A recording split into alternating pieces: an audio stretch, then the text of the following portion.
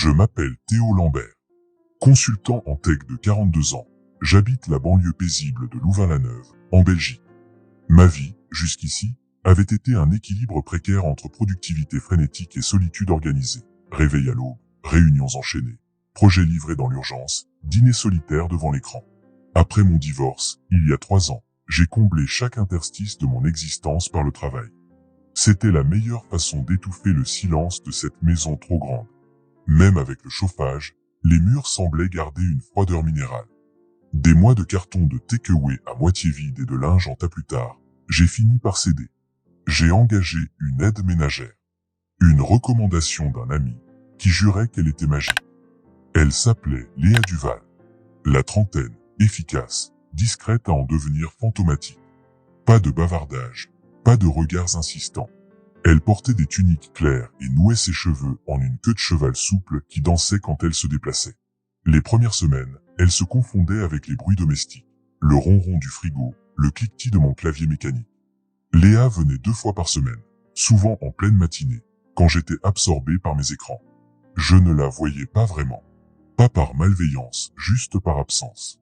Elle rangeait ma pagaille, lavait les tasses oubliées, redressait les coussins du canapé que je n'utilisais plus. Elle insufflait de l'ordre dans un quotidien que je laissais pourrir. Puis, ce mardi est arrivé. Les mardis sont des journées sans pitié dans mon métier. Ce jour-là, j'enchaînais une présentation cruciale pour un client international. Le genre où chaque mot pèse et où la moindre faille coûte des millions. J'avais enfilé une veste par-dessus un t-shirt froissé, sourire forcé, à vendre du rêve entre 2 bugs corrigés à 3 heures du matin. Après 1 heure de questions piégées, la réunion s'est enfin terminée. J'ai rejeté ma veste en arrière, le dos trempé de sueur. Épuisé, j'ai arraché mon t-shirt, le jetant négligemment sur le dossier de la chaise. Je suis resté là, torse nu, les muscles noués, les tempes entre mes doigts. Je n'ai pas entendu la porte s'ouvrir. Ni ses pas. Mais j'ai perçu ce silence suspendu, comme un souffle retenu. En me retournant, j'ai découvert Léa dans l'encadrement, un panier de linge propre entre les bras. Ses yeux se sont écarquillés, ses lèvres entr'ouvertes sur un mot qui ne vint jamais. On aurait dit 2 statues. Son regard n'était pas choqué, juste intense. Le mien devait trahir la même confusion mêlée d'autres choses. Un éclair de silence. Puis j'ai raclé ma gorge. Léa. J'ai attrapé un sweat traînant sur le dossier du canapé. Je ne savais pas que tu étais encore là. Elle a cligné des paupières. Je finissais l'étage.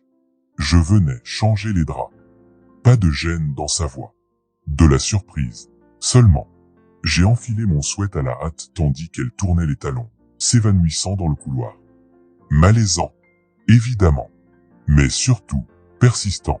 Cette scène m'a hanté toute la journée.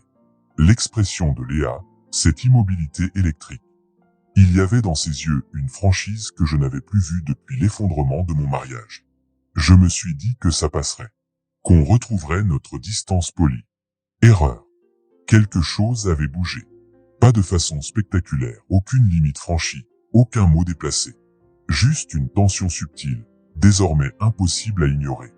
Les visites suivantes furent différentes. Léa me regardait une seconde de trop. Non par indiscrétion, mais avec une curiosité prudente, comme si elle tentait de percer l'homme derrière les dossiers éparpillés et les tasses de café froid. J'ai remarqué des détails. La façon dont elle rejetait une mèche derrière son oreille quand je la remerciais. Son sourire fugace quand je lui proposais une bouteille d'eau. Ses hésitations en fin de ménage, comme si elle retenait des mots au bord de ses lèvres. Et j'ai compris une chose, pour la première fois depuis des années. J'attendais sa venue.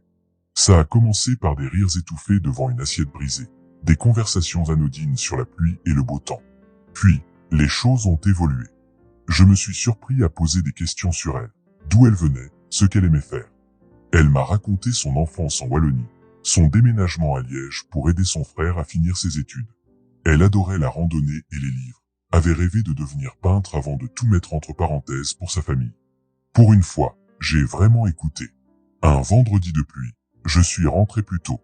Elle rangeait les coussins du salon avec cette précision qui la caractérisait. J'ai laissé tomber mes chaussures en soupirant. Journée marathon. Elle a souri. Avec vous, c'est toujours le cas. J'ai ri, puis agi sur une impulsion.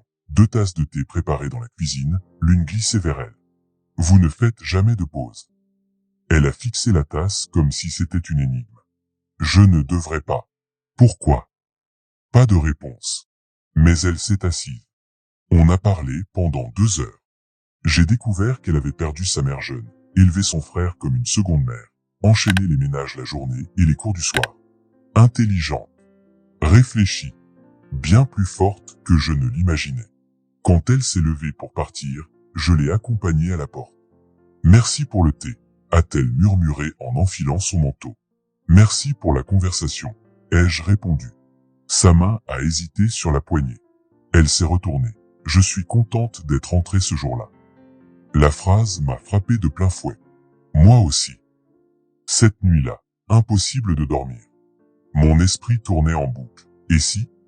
Ses rires étouffés, sa voix douce mais ferme, cette façon de m'écouter sans attendre. Pour la première fois depuis des années, je me sentais visible. Les semaines suivantes ont été un chassé-croisé de petits changements. Léa continuait à venir. J'ai arrêté de feindre l'indifférence. Elle a commencé à apporter des pâtisseries maison. J'ai ressorti mes casseroles. L'espace entre nous rétrécissait, se peuplait de silence complice. Puis est venu le jour où elle m'a tendu une toile. Je l'ai peinte. Ça m'a fait penser à votre jardin après l'orage. L'œuvre était abstraite, un mélange de vert mousse, de gris perlé et de bleu lavande. D'une beauté à couper le souffle. C'était comme si elle avait capturé la paix sur la toile. Je ne savais pas que tu peignais encore, ai-je murmuré. Elle a eu un haussement d'épaule. J'ai repris après ce jour-là. Cette nuit où nous n'avons pas échangé un baiser, mais où j'ai serré sa main dans la mienne.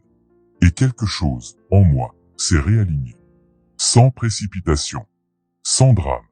Juste avec une lenteur sincère. Les mois ont passé. Léa a fini par cesser de travailler pour moi. Pas parce que nous avions franchi une limite interdite, mais parce que nous en avions tracé une nouvelle, ensemble. Une frontière choisie, mûrie, fondée sur le respect.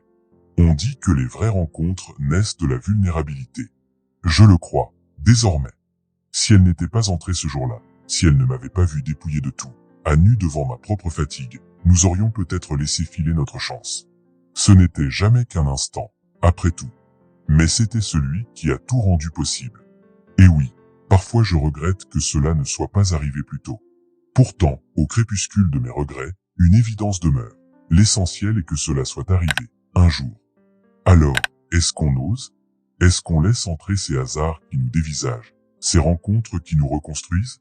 Moi, j'ai choisi de dire oui. Et vous? Si cette histoire vous a parlé, likez, partagez, ou laissez un commentaire avec le mot toile comme celle qui a tout changé. Parce que parfois, il suffit d'une porte laissée entrouverte